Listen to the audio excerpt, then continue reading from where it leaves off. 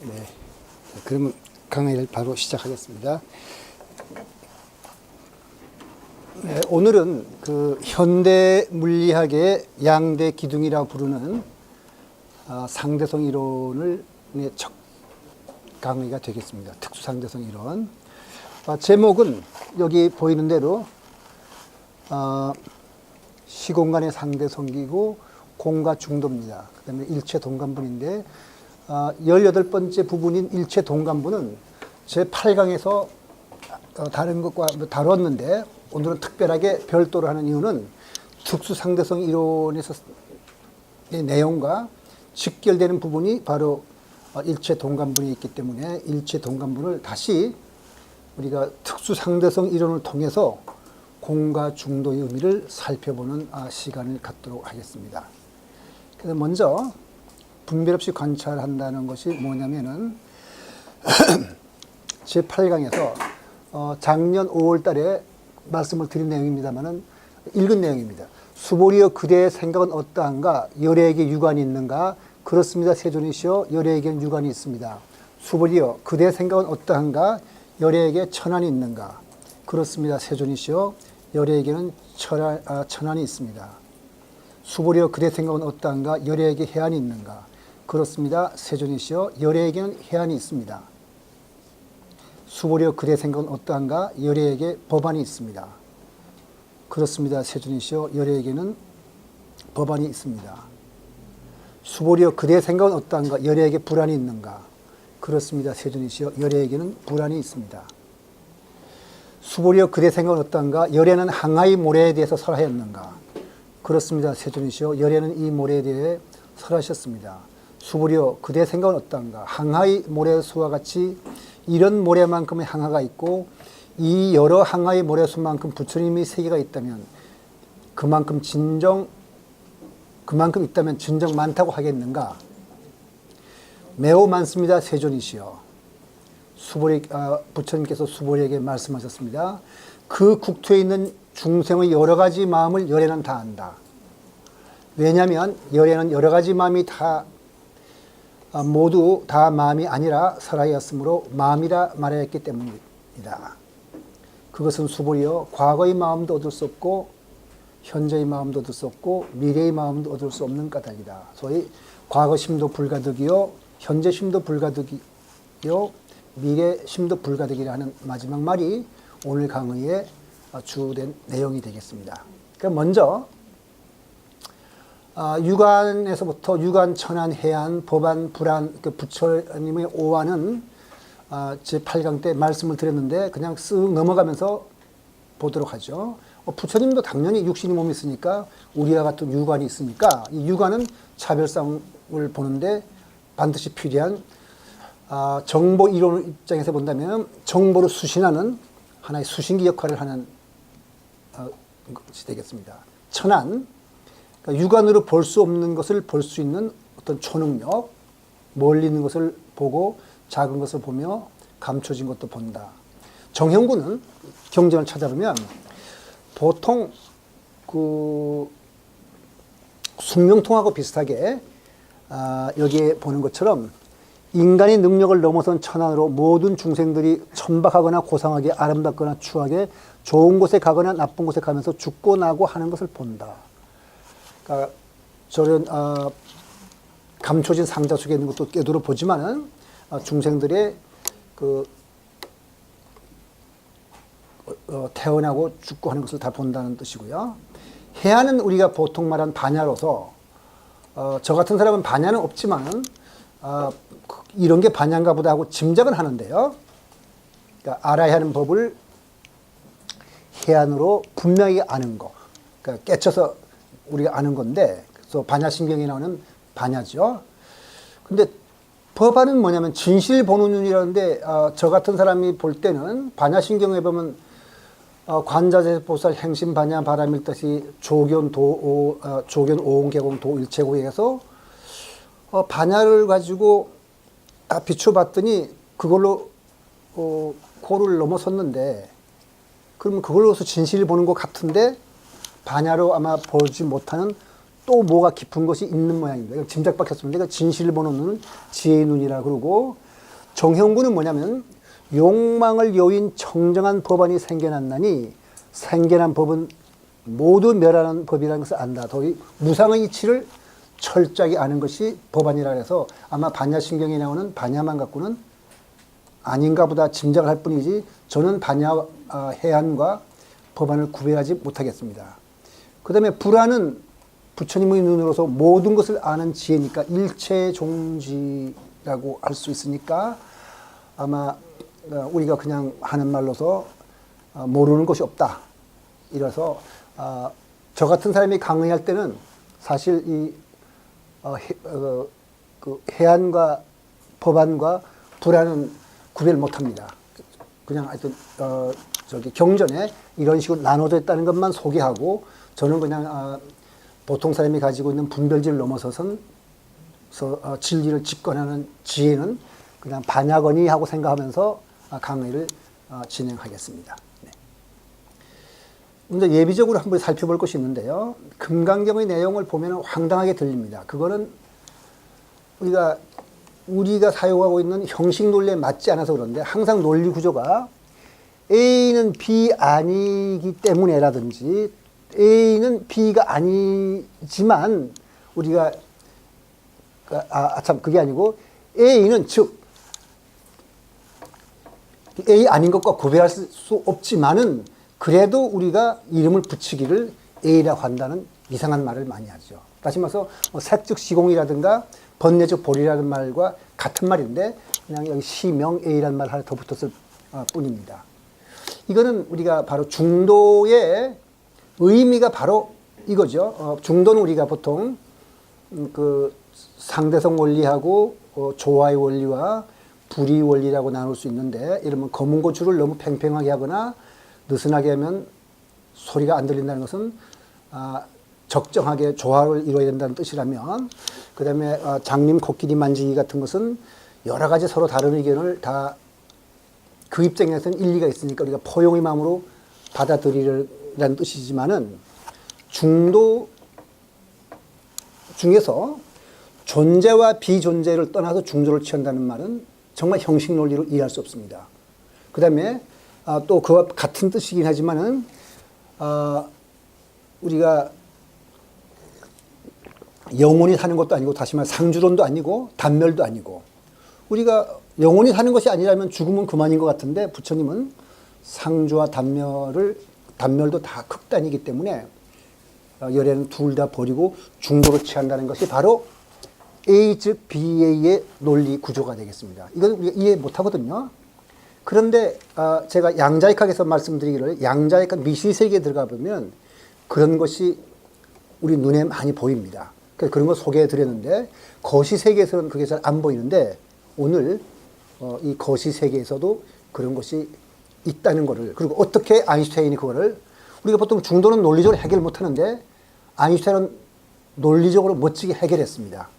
어떻게 해결했는지 그걸 살펴봄으로써 우리가 이 부처님의 오한으로 보는 것이 세계가 어떤 건지 미루어 짐작하게 해보려고 합니다. 그러니까 일단 금강경의 내용이 황당하게 들리는 내용인 것은 분명히 논리적으로 A와 A 아닌 것은 다르다는 것이 분명히 논리적인데 그게 논리인데 그걸 즉이라는 말로 붙여버렸습니다.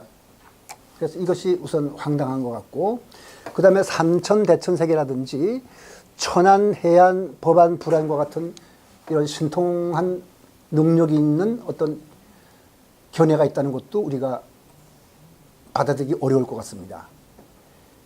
그렇다면 이렇게 하지 말하지 않는 사람들 A 즉 BA라는 식으로 말하지 않고 A는 A고 A 아닌 것은 A 아닌 것이라고 분명하게 말하는 사람들이 있죠. 그걸 바로 지난 시간에 제가 히파티아의 죽음을 위주로 해서 설명을 드렸는데 그게 어떤 사람들이냐면은 바로 조로아스터교의 가르침이 그랬죠. 조로아스터 교에서 가르치는 내용도 그 부처님이 가르친 내용과 다 거의 똑같았는데 다른 거 하나는 거기서는 분명히 선명하게 A는 A고 A 아닌 것은 A 아니라고 생각하는 이분법적인 사고가 있었습니다. 선과 악을 분명히 나누는 그러한 태도.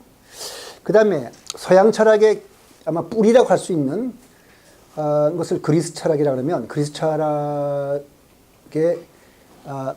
기초를 마련하는 것, 기본을 마련하는 것을 파르메니데스를 할 수 있는데 파르메니데스가 바로 이런 말을 하는 사람입니다. 있는 것은 있고 없는 것은 없다 해서 분명히 금강경이라는 논리 구조와는 다른 논리 구조를 말했거든요. 그러니까 이런 논리 구조를 가지고 철학을 하고 학문을 하고 그 신학이나 종교를 세운 사람들은 어떻게 했느냐. 그 사람들은 히파티아를 죽이는 것도 모자라서 그냥 죽이면 안 되니까 실체가 있으니까 이런 논리 구조라면 실체가 있으니까 히파티아를 죽여서 사금파리로 뼈를 바른 다음에 태워서 갈아 없애서야 됐습니다. 그래서 제가 감비스에서의 재판이라든지 히파티아의 죽음을 말씀드린 것은 이런 논리 구조만 가지고는 우리가 평화와 행복을 마련할 수 없다. 그럼 이걸 뒤집는 논리가 바로 공과 중도의 논리인데 공과 중도의 철학인데 공과 중도의 철학의 내용을 표현하려면 이런 말을 할 수밖에 없습니다. 그래서 오늘 근데 이것을 양자역학에서도 여러분들이 그냥 그런 게 있는가 보다 봤을 뿐이지만은 오늘은 아인슈타인이 그런 것을 어떻게 멋있게 해결했는지 그걸 본다면 아마 우리도 유관 말고 어떤 새로운 직관이 있으면은 아마 우리가 모순으로 보이는 A 즉 BA가 모순이 아니라 자연스럽게 받아들일지도 모릅니다. 그래서 그것을 한번 여러분이 오늘 맛보는 시간이 되기를 제가 바랍니다. 그럼 과학자들이 하는 말은 한번 들어보죠. 과학자들은 자연을 관찰하는 사람들이거든요. 그러니까 논리학자들이나 철학자들하고는 하는 말이 다를 겁니다. 한번 봅시다. 이거는 크리스토프 칼파르가 우주, 시간 그 너머라고 굉장히 대중이 이해하기 쉽게 상대성 이론에 대해서 쓴 책인데 거기 보면 이렇게 말합니다. 블랙홀은 그곳에 존재하면서 존재하지 않을 수 있다. 그냥 존재 즉 비존재라는 말과 마찬가지니까 금강경의 논리 구조하고 닮았다고 볼 수 있겠네요. 그 다음에 이건 더 이상하죠. 이 브라이언 그린이라는 사람이 이 젊은 물리학자로 아주 그렇게 썩 젊지는 않고요. 꽤 젊은 저한테 비하면 젊은 사람인데 젊은 물리학자라서 물리학에 대한 업적도 뛰어나지만 물리학의 내용을 참 그 해설을 잘했어요. 그래서 유명한 책이 엘레간트 유니버스, 그 다음에 우주의 구조. 그런데 멀티 유니버스에 보면은, 그러니까 이 사람은 현역 물리학자니까 아주 물리학적인 입장에서 잘 쓰는데 한번 읽어볼까요? 블랙홀을 향해 빠져드는 사람은 자유낙하를 하므로 자신이 사건 지평선을 통과하는지도 알 수 없고 호킹 복사도 보지 못한다. 물론 여기 나온 내용들은 여러분들이 지금 처음 듣는 내용이기 때문에 무슨 소리인지 모르겠지만 어쨌든 블랙홀을 빠져드는 사람은 뭐 이상한 거 없이 그냥 자연스럽게 빠져든다 이런 뜻이죠. 그 다음에 그러나 외부에 있는 관찰자가 볼 때 지금 우리가 멀리서 그 사람을 볼 때는 이 사람은 왕성한 광자와 만날 것이므로 사건 지평선에 도달할 쯤에는 완전히 숫덩어리가 돼서 타 죽을 거다 이런 말입니다. 근데 본인은 안 타 죽어요. 자, 어느 관점이 옳은가? 한쪽에서는 사람이 죽었고 다른 쪽에서는 멀쩡히 살아있다. 이건 과학자가 하는 소리거든요. 이건 어떻게 말할 수 있을까요? 여기에 뭐 그대로라는 뜻은 아니지만은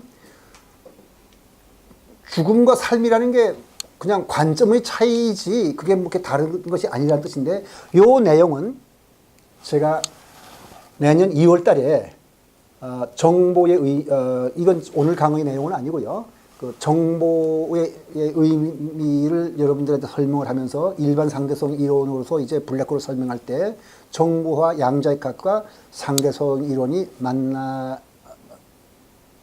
꼭 필요한데 블랙홀에서는 그때 자세하게 설명을 드리겠습니다. 그러니까 이건 좀 달리 해석하면 이거 실제 그렇다는 것이 아니라 우리가 여기 할머니가 돌아가셨어요. 내가 사랑하고 나를 어렸을 때 기호해 주던 할머니가 돌아가셨어요.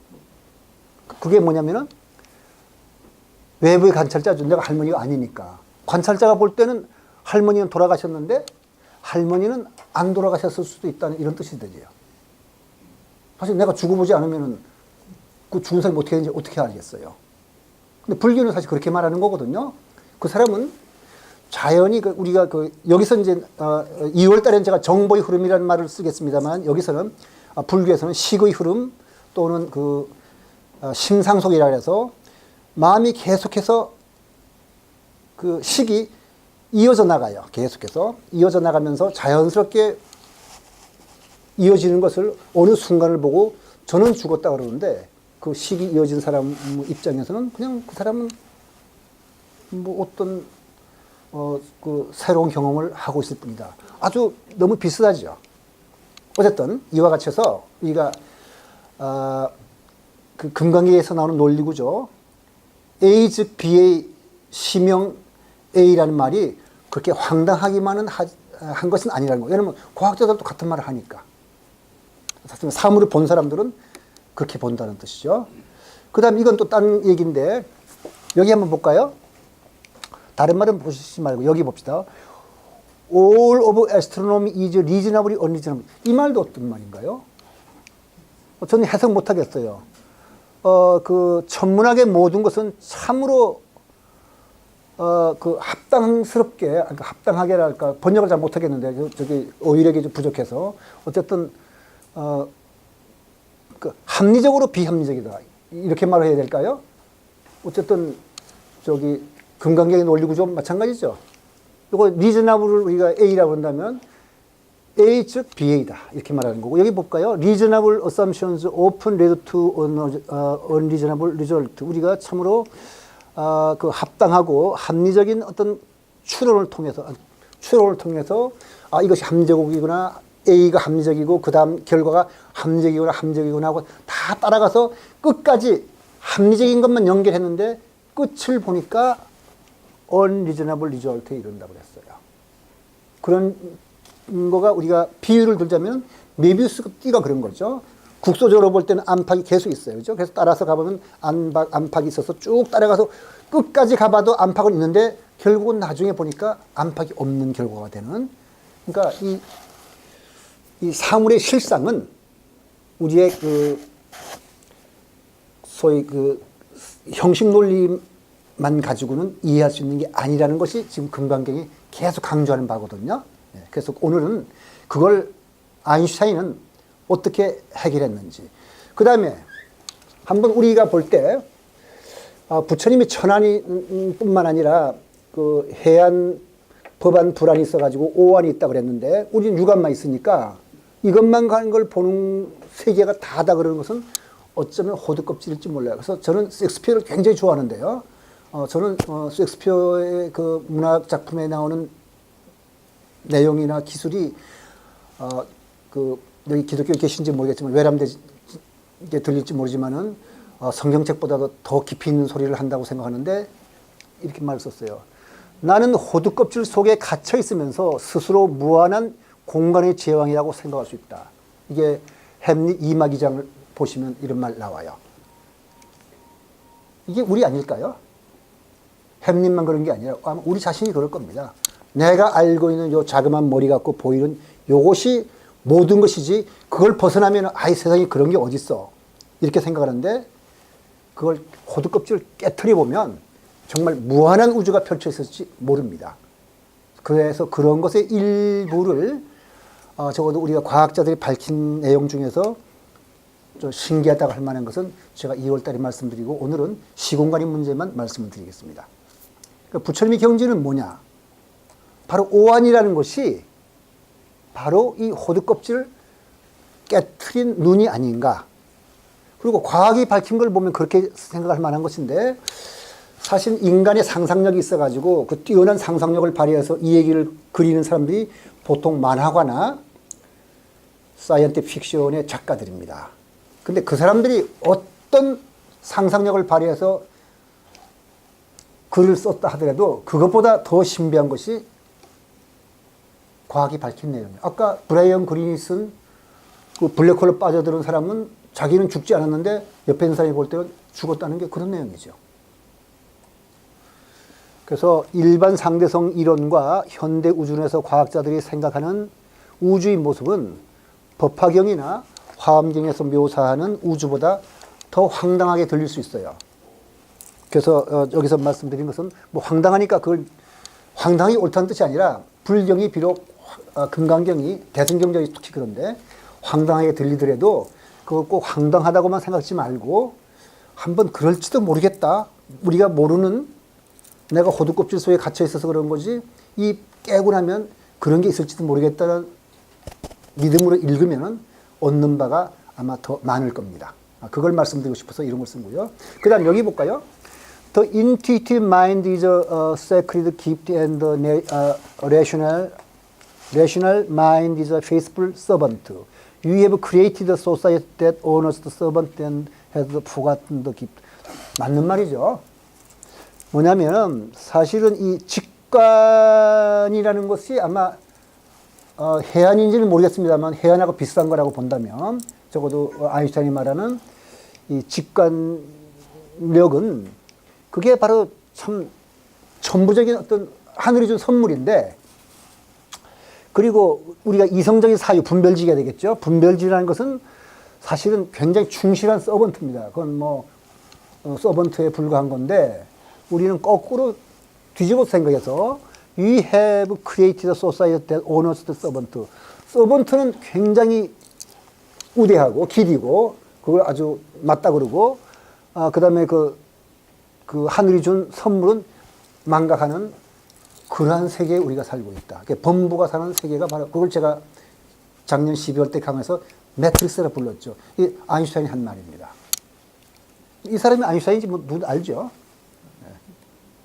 그 다음에 그래서 강의의 초점은 오늘은 바로 아인슈타인은 양립할 수 없을 것처럼 보이는 두 가지 개념을 어떻게 조화를 이루게 했는가. 이게 바로 다시 말해서 중도가 그거니까. 그래서 특수성에서 이론의 기본 과정은 나중에 한번 더 말씀드리겠습니다만 오늘은 강의 초점이 뭔지를 설명드리고 제가 여기 쓰는 건데 빛의 속도는 이제 관성계가 뭔지 이거 다 설명드릴 겁니다. 나중에. 어쨌든 빛의 속도는 어느 관성계에서는 항상 일정하다. 그다음 물리법칙은 모든 관성에 똑같이 성립한다는 것이 우리의 기존에 있던 우리의 그러니까 호두껍질 속에 들어있는 머리여서 우리들의 일상 경험 세계나 그냥 일상적인 논리, 경험을 놓고 볼 때는 이건 양립할 수 없는 두 가지 개념입니다. 그걸 가정을 세웠거든요. 근데 이 둘은 모순되지 않고 멋있게 자연스럽게 연결되게 됩니다. 그게 아인슈타인이 말한 특수상대선의 이치인데 그래서 여기서 특수상대선 이론의 내용을 또 물리학이니까 여러분이 이해하는 것보다도 아인슈타인은 어떻게 해서 우리가 흔히 말하는 중도라는 것은 항상 이렇게 A, BA를 즉이라는 말을 붙인 건데 그렇게 논리적으로 A와 A 아닌 것을 자연스럽게 이어붙였는지 그걸 여러분들이 알아듣는 것이 오늘 강의의 초점이 돼야 될 것 같습니다. 관찰자의 문제. 이거는 이제 여러분들이 그동안에 강의 들었던 것을 오늘은 다시 한번 레비하는 면이니까 뭐 그냥 대충 들어보면 되겠습니다. 불교 유수학에서 볼 때는 이 세상은 어떤 객관적인 실제가 있어서 우리가 그걸 보는 것이 아니라 우리의 한 마음인데 아리아식이라 부르는 한 마음인데 그 아리아식이 인식 주체와 인식 대상으로 그냥 나눠져 가지고 인식 그 중에 일부가 견분이 상분을 이게 세상에 뭐 존재하는 것이라 본다 하는 거니까 바로 주와 객의 관찰자가 굉장히 중요한 역할을 한다는 것을 불교 유식학은 말한다고 할 수 있겠습니다. 그런데 화엄사상도 그렇게 말하죠. 객관적 실제를 부정해서 의식의 차원에 따라서 세상이 다르게 보인다는 것을 제가 지난번에 설명을 드렸습니다만은 바로 의식의 차원에 따라서 네 가지 법계를 말하죠. 어떤 사람은 범부들이 보는 사법계, 그 다음에 반야신경에서 말하는 이법계, 그 다음에 이사무해법계, 사사무해법계 이렇게 해서 그 의식의 수준에 따라서 세상을 다르게 본다는 걸 얘기했어요. 그러니까 이것도 객관적 실제를 부정하는 것이 되겠고, 근데 객관적 실제를 부정한다는 것의 불교적 의미는 무엇이냐면은 인식 주체에 따라서 그 사람이 경험하는 현상이 다르다는 것이죠. 그러니까 경험은 객관적 사실을 경험하는 것이 아니라 사실은 자기 마음을 보는 거기 때문에 주관적이 되겠습니다. 그래서 3계 6도 윤회의 세계에도 역시 주관적인 경험이고 생사도 열반도 보리도 번뇌도 다 인식 그렇게 느낀 사람이 문제일 뿐이지 본래적으로 그런 것이 이분법적으로 나누어져 있는 것은 아니다. 마음이 마음을 본다 그래서 서양 철학의 관념론처럼 생각할 수 있겠지만 그건 아니죠. 왜냐하면 서양 철학의 관념론에서는 기본적으로 그 사물을 바라보는 인식 주체가 실제하는데 여기서는 연기법에 의해서 그런 것은 인식 주체마저도 실제하지 않죠. 따라서 우리가 자아도 그 없고 무아라 그러니까 서양 철학의 관념론하고는 다릅니다. 그러면 과학은 어떤가? 과학은 어떤 말 하냐면은 요거는 어느 노과학자의 마지막 강의에서 그 프리만 다이슨이라는 유명한 물리학자의 마지막 강의를 어떤 사람이 정리한 건데 거기에 프리만 다이슨이 이런 말 합니다. 과학이 매력적인 이유는 우리가 믿는 바를 대부분 틀렸다고 말하기 때문이다.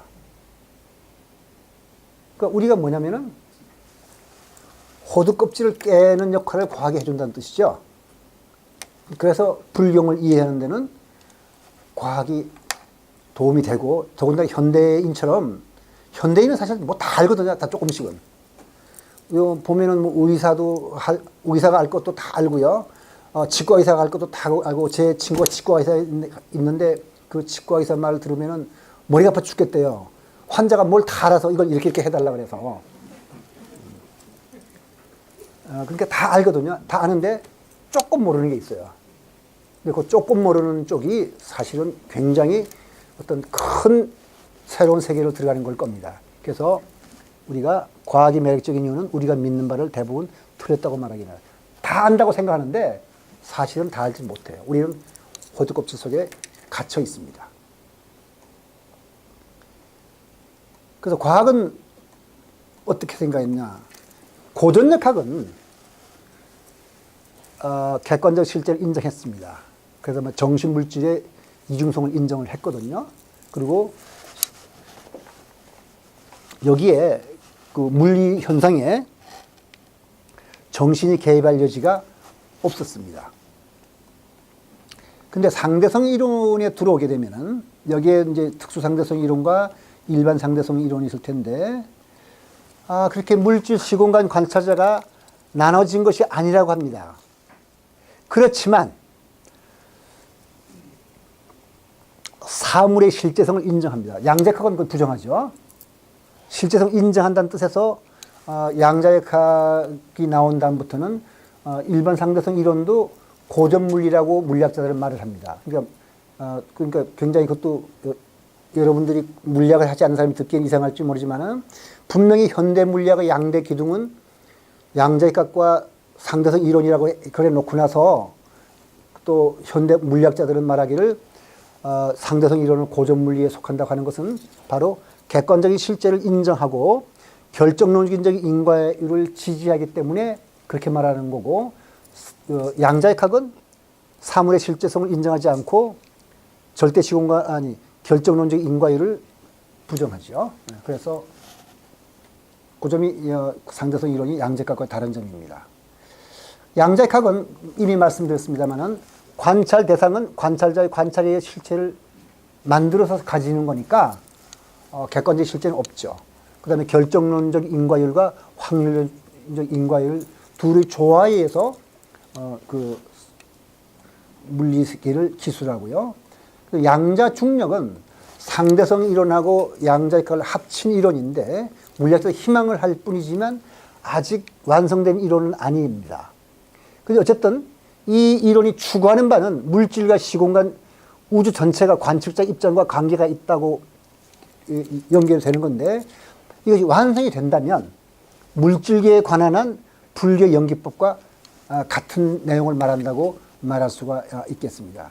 그다음에 신경과 이거는 이제 우리가 내년 3월 이후에 다루게 될 내용인데 의식을 포함한 정신 현상을 다루는 데 있어서 사실 관측 대상과 관측자의 관계를 지금 양자역학이 말하는 것처럼 그렇게 고려하지는 않거든요. 물론 우리가 본다는 것은 두뇌가 만든 것을 본다고 하지만은 두뇌는 그냥 객관적인 실제라고 보기 때문에 그 신경과학은 어떤 면에서 고전 물리학적인 관점을 따른다고 볼 수 있겠습니다. 그래서 정신은 두뇌에서 나오는 현상일 뿐 객관적인 실제는 물질이라고 라는 가정 속에 신경과학은 이제 그 연구를 시작합니다. 그래서 두뇌 신경의 활동을 연구하는 데서 양자역학적 개념은 고려할 필요가 없다고 생각하고 이제 글을 쓰는데, 그리고 어떤 신경과학자는 이 두뇌 그러니까 신경과학에서 양자역학적인 효과를 고려해야만 정신 현상을 제대로 설명하는 것이라는 의견이 일부는 있거든요. 있으면은 그런 사람들은 정신 나간 소리라고 하는데, 과연 그런지 또 다른 의견이 있는지 이런 것은 이제 나중에 살펴보지만, 일단은 지금 현재로서는 신경과학은 고전 물리학과 같은 입장이라는 거. 시공간의 통상적 의미를 한번 우리들의 마음이죠. 물질이라는 것을 우리가 존재를 설명하기 위해서는 어디에 무엇이 있다고 말해야 돼요. 바로 그 어디가 공간을 뜻하는 거거든요. 그래서 그냥 말하면, 예를 들면 삼각형이 있다, 그런 말을 하지 않거든요.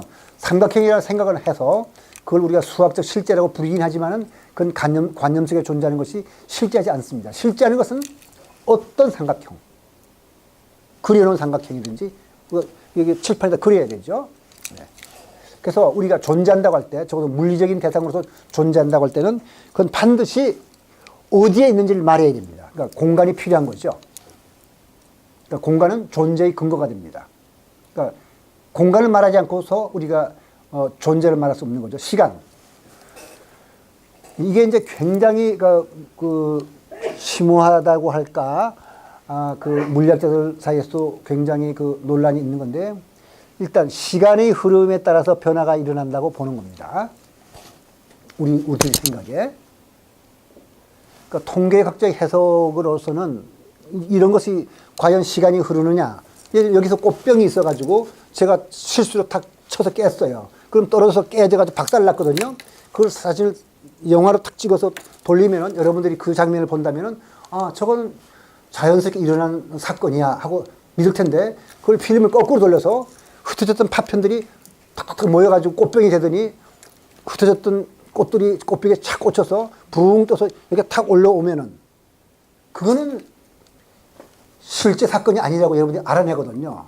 바로 그런 거를 이제 우리가 물리학적으로 설명하는 것이 통계학인데, 그런 걸 어떻게 생각하면은 소위 변화가 있음으로 인해서 개념이 생겨났다고 보고, 엔트로피가 증가하는 방향으로 시간이 흐른다고 봅니다.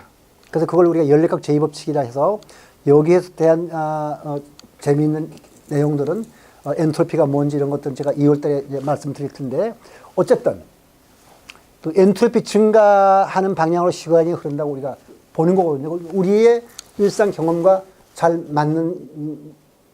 맞추는 내용이 이 통계학적 해석인데, 그런데 본질적으로 양자장론이라든지 이론 물리의 바탕을 보면은 시간 역전이 가능해요.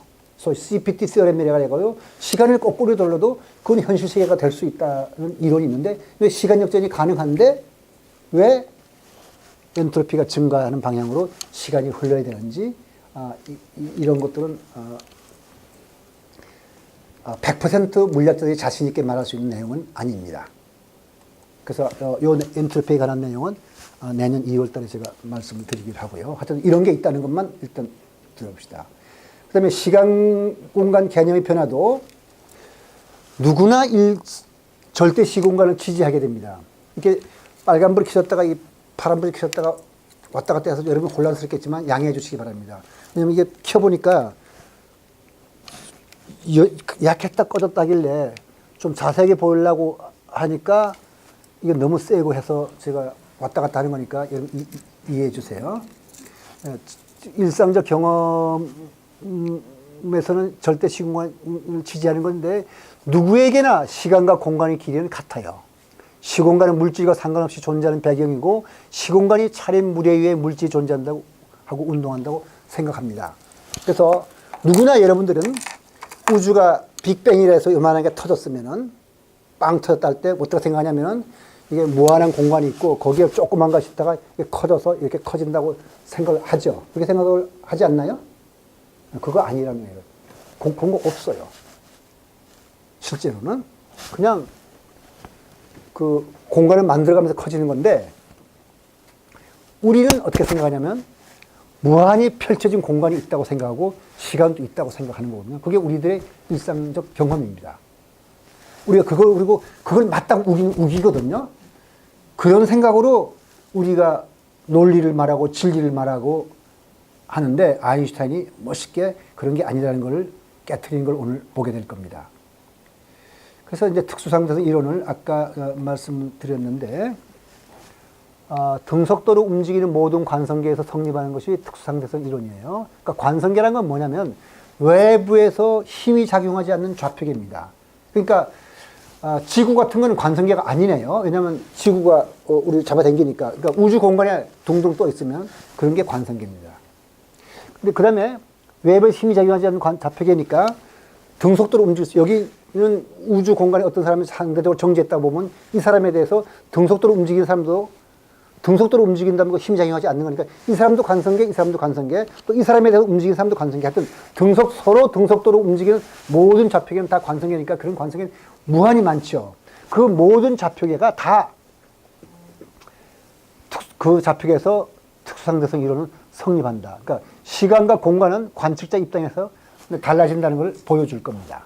인간의 편견과 집착을 보여주는 좋은 예가 바로 이 특수상대성 이론인데 일반 상대성 이론은 뭐냐면은 이제는 아까 같이 관성계를 떠나서 그냥 이무좌표, 중력도 좋고 과속 운동을 해도 좋고 아무 데 있어도 좋으니까 어느 좌표계에 있든지 간에 이 일반 상대성 이론은 성립합니다. 그러니까 시공간은 거기에서는 물질과 불가분의 관계를 가져서 시공간의 모양이 물체의 운동을 결정하고 물체의 운동의 결과에 따른 물체의 분포가 시공간의 모양을 결정하니까 시공간과 물체는 서로가 서로를 결정해 주는 겁니다. 띄어서 독립적으로 설명할 수 없다는 그런 내용이 일반 상대성 이론이니까 시공간과 물질은 연기적 관계가 있다고 보는 거죠. 그래서 절대 시공간이 그러면 왜 이 개념이 물리학자들이 필요했나? 그걸 살펴봐야 이제 특수상대성 이론을 우리가 이해할 수 있을 것 같은데요.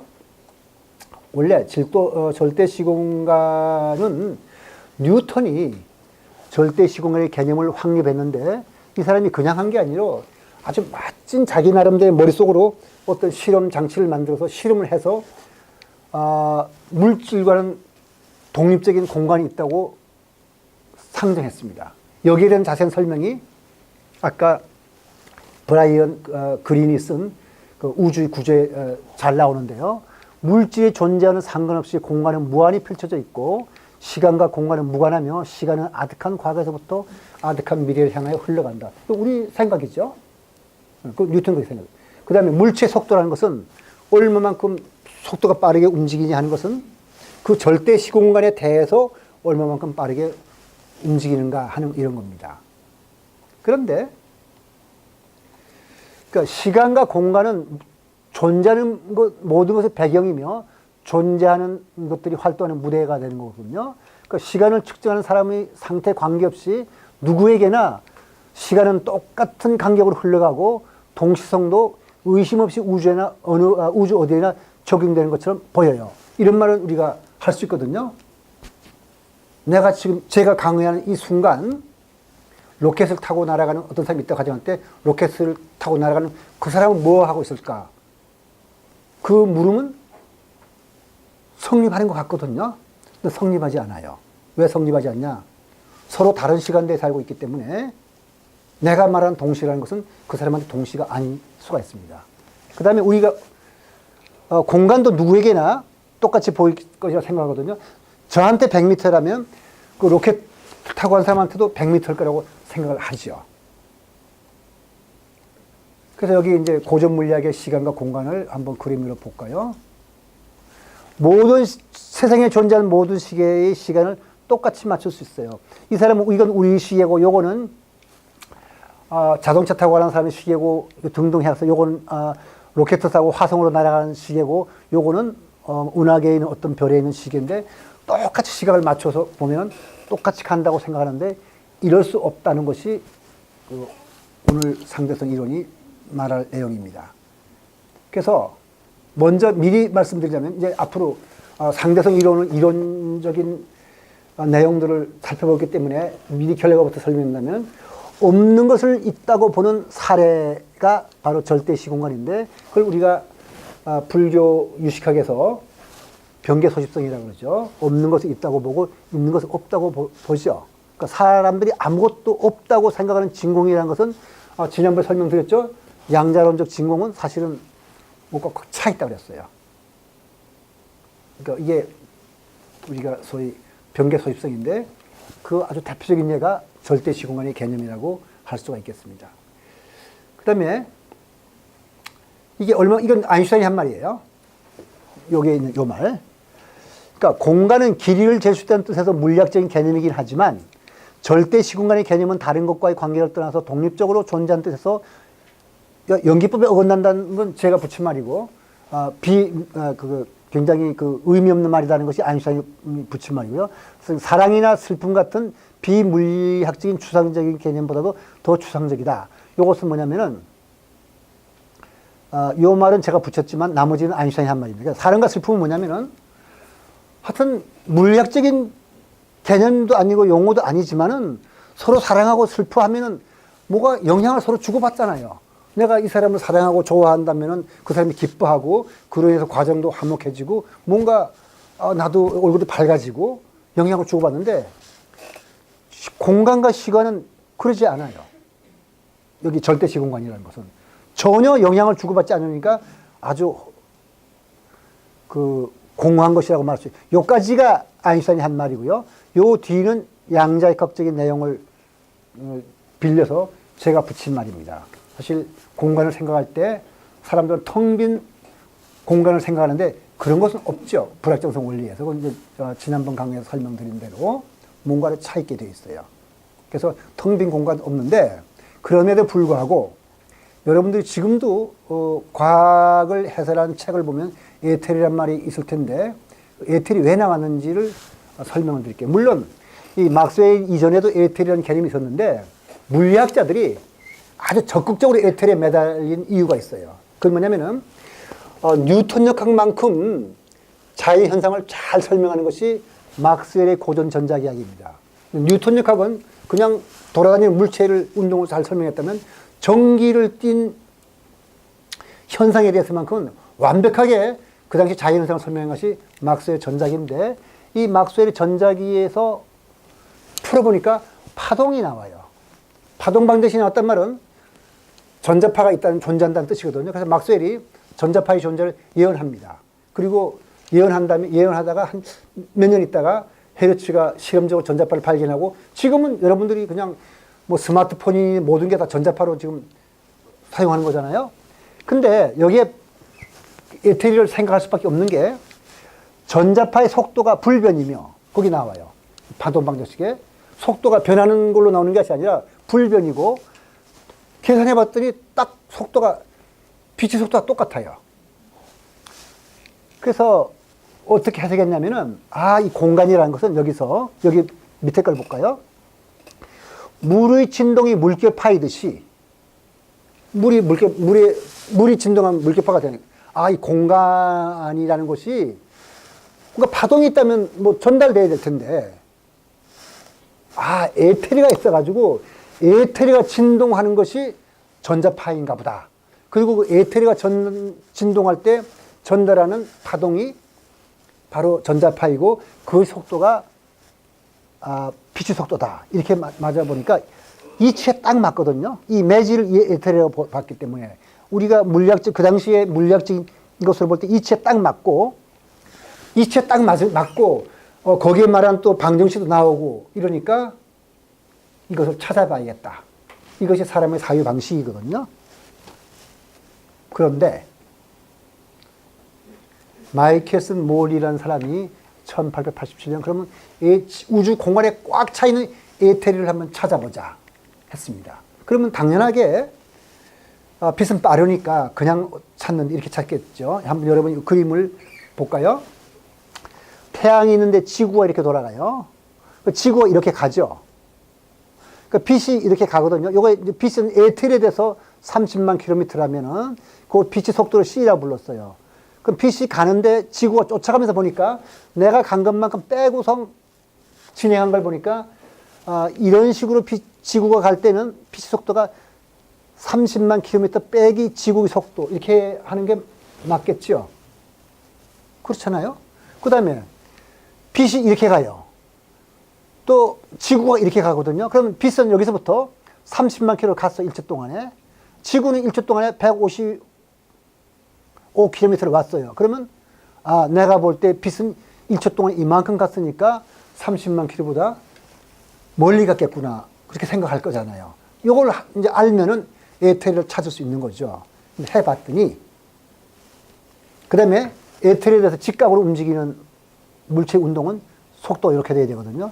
해봤더니 이런 방향으로 재나 이런 방향으로 재나 이런 방향으로 재나 그러니까 빛을 가는데 빛을 쫓아가면서 재나 빛을 빛에서부터 멀어지면서 재나 빛을 가로지르면서 재나 항상 그 당시 측정 기술로서 29만 9,796 초속 킬로미터였었어요. 오늘날은 오차가 이그젝트로 붙였어요. 오차가 거의 무시할 정도로 299.792.458 킬로미터 퍼 세컨드 초속 이렇게 그러니까 수수께끼예요.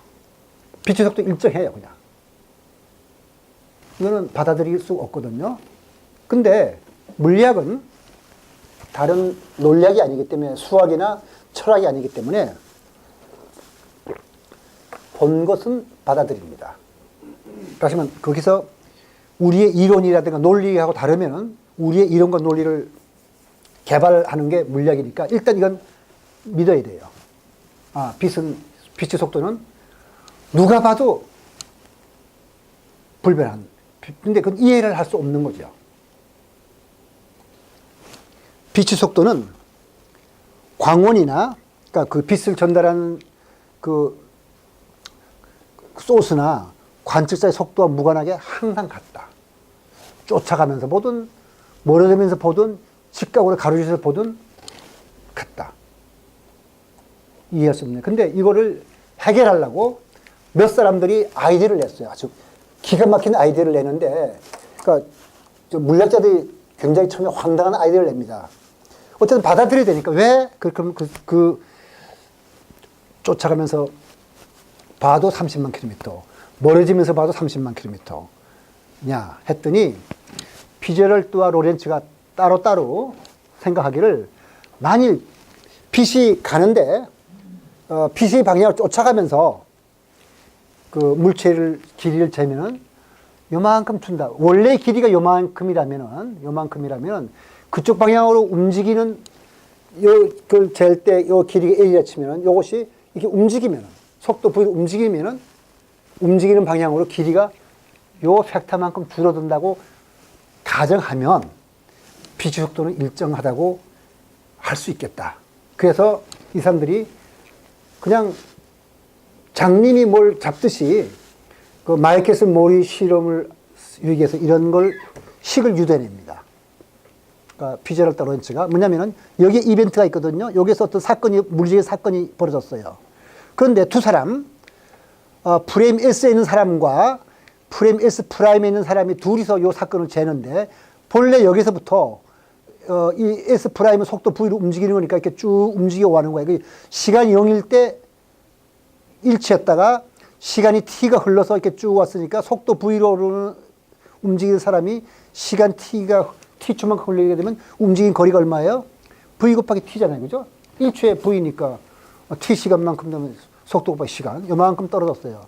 그럼 여기에 있는 요 거리를 프라임에서 붙인 사람은 뭐라고 하냐면 자기는 X 프라임, 요 사건이 내가 있는 좌표계에서 X 프라임이라는 만큼 떨어진 데서 일어났다고 볼 거예요.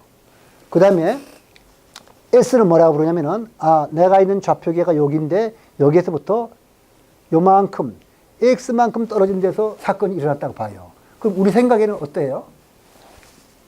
X 프라임은 X 빼기 VT가 우리가 볼 때 맞는 거죠. 그죠? 그렇게 생각했어요. 그런데 그러지 말고, 이유도 묻지 말고, 그냥 이렇게 된다 그러자.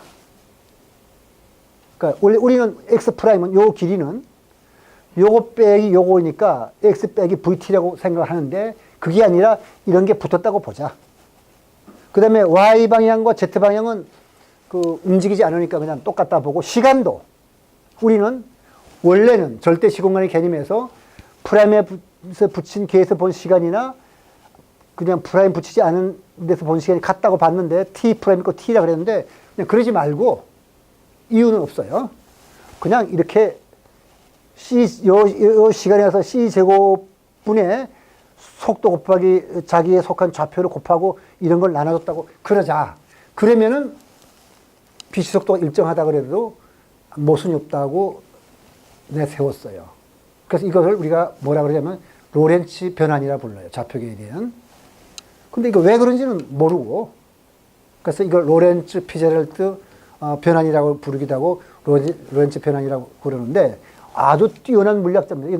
노벨상도 받았고, 아인슈타인 이 사람 앞에서는 쩔쩔매가지고 자기 이론을 발표할 때도 이 사람 비위를 거스릴까봐 슬쩍 이 사람 내가 말하는 것이 당신이 말한 것을 정면으로 부정하는 것 아니다는 식으로 겸손하게 말할 정도로 아주 대가입니다. 하여튼 이런 걸 만들어냈어요. 만들어냈는데 이 사람이 왜 그런지 몰랐거든요. 근데 이것을 아인슈타인이, 이 사람이 피제랄트 로렌츠, 이 사람이 뽀앙까레인데, 뽀앙까레도 유명한 수학자로서 수학, 당시에 수학계의 아인슈타인이라 할 정도로 대단한 사람인데, 이 사람도 나름대로 이거 시간과 공간이 어떤 식으로 변하면 마이케스 모리 실험을 모순 없이 설명할 수 있다고 생각했던 사람이니까, 피제랄트 로렌츠 뽀앙까레인데, 아인슈타인은 그렇게 생각지 않아요. 에테리 같은 거 없다. 이 사람들은 다 에테리를 인정한 거거든요. 에테리 없다. 근데 로렌츠 변화는 그냥 받아들이겠다. 근데 받아들이는데 그냥 받아들이는 것이 아니라 왜 그렇게 되는지를 설명합니다. 그게 바로 시공간의 개념을 재정립함으로써 그걸 받아들이고, 이 로렌츠나 피제랄트가 유주했던 것과는 전혀 다른 방식으로, 굉장히 쉬운 방식으로, 지금 그 대학교 1학년 2학기 때 일반 물리 시간에 숙제를 내주는 그런 아주 쉬운 방식이 있어요. 그런 방식으로 아인슈타인은 아까 말씀드린 로렌츠 변환을 유도합니다. 그래서 이게 바로 오늘 제가 말씀드리려는 그 중도의 이해인데, 이제 좀 이따가 말씀드리고, 먼저 갈릴레안 변환을 봅시다. 인간이 갖는 편견의 또 다른 예라서, 이건 뭐냐면, 우리는 어떻게 생각하냐면, 이렇게 생각하죠. 여기에 이벤트가 있었어요. 그럼 아까 말한 대로, 요 길이 x는, 여기서 잰 길이 x 프라임은 x 빼기 vt가 x 프라임이라고 우리가 보죠. 그게 바로 갈릴레안 변환. 여기 좀 써놨거든요. 다시 말해서 이벤트가 여기 있었으니까, 프라임 붙인 게에서는 x 프라임이라 부르고, 프라임 붙이지 않은 게에서는 x라 그러고, 자기는 여기서부터 시간 0초에서부터 와서 t만큼 흘러서 요만큼 왔으니까 요 길이가 vt, x 프라임이니까 x는 vt 더하기 x 프라임이죠. 따라서 x 프라임은 x 이퀄 vt. 그 다음에 운동 방향과 관계없는 y와 z 방향은 똑같을 거고, 시간은 불변이다. 이게 바로 우리의 일상적인 경험이거든요. 이거 변화는 우리가 일상 경험을 해볼 때 맞아야 될 것 같아요. 우리 경험 세계에서는 그래요. 그래서 우리가 그런 호두껍질 속에 들어있는 거예요. 왜 그러냐? 내가 아무리 측정해봐도 증명할 수도 있어요. 지상에 대해서 1초에 10m를 가는 자전거를 1초에 5m로 움직이는 사람이 보면, 자전거는 여기서 1초 동안에 10m를 갔는데 내가 5m를 갔으니까 자전거는 나한테 대해서 5m밖에 안 갔잖아요. 그러니까 이건 틀릴 수가 없을 것 같아요. 이거 자체는. 여기에다 무슨 이렇게 뭐 붙이는 거가 오히려 이상한 것처럼 보이죠. 자, 자전거는 10 빼기 5는 분명히 5 맞아요. 그런데 빛의 속도는 30만 빼기 10만 해도 30만. 30만 빼기 20만 해도 30만. 심지어 그것도 일반 물리 시간에 학생들이 계산할 수 있는데 30만 빼기 30만 해도 30만. 거꾸로 30만 더하기 30만 해도 30만. 왜 그런가? 이게 바로 이제 중도를 이해하는 거가 되겠죠. 왜 그런가? 그걸 아인슈타인이 멋지게 이제 해결합니다. 그게 바로 특수상대성 이론의 시공간의 상대성이라는 건데, 특수상대성의 기본 가정은 빛의 속도는 어느 관성계에 있으나 항상 일정하다. 그 다음에 물리법칙은 모든 관성계에서 똑같이 성립한다. 이거 둘은 지금 보다시피 양립할 수 없죠. 아까 해본 대로 10m 가는 것을 5m 가는 사람 따라가면 5m밖에 될 수 없는 거잖아요. 그죠? 요 둘을 멋있게 해결합니다. 그러니까 논리적으로 양립할 수 없는 두 가지 가정을 아주 무리 없이 논리적으로 잘 해결하거든요. 그걸 보면 제 생각에는 우리가 부처님이 말씀하시는 그 중도라는 것은 우리가 육안밖에 없고 그 분별지라고 그러는 육안과 분별지로서 호두껍질 속에서 다 설명했기 때문에 그런 것이지, 그걸 깨트리면은 그게 아마 자연스럽게 이어지는 뭐가 있을지도 몰라요. 그래서 특수상들의 불교적 의미는 두 개의 가정은 이 이론이 발표될 당시 인간이 갖고 있던 사물 인식 방식으로는 논리적으로 양립할 수 없는 개념이니까 바로 중도입니다. 그것이 둘 다 성립해야 된다면. 근데 존재, 비존재, 중도나 마찬가지죠. 논리적으로 양립할 수 없거든요, 이 둘은. 근데 그걸 양립한다고 특수상대성 이론이 가정을 했어요. 어떻게 이제 아인슈타인은 그러면 이것을 논리적으로 설명하느냐. 원래 중도는 논리적으로 설명할 수 없는 건데요. 아인슈타인은 논리적으로 설명합니다. 그게 특수상대성 이론이에요. 강의 초점은 그럼 아인슈타인은 양립할 수 없을 것처럼 보이는 두 가지 개념을 어떻게 조화를 이루게 했는가. 이것이 오늘 강의의 초점이 되겠죠. 그래서 그거는 조금 쉬었다가 다음 시간에 하도록 하죠.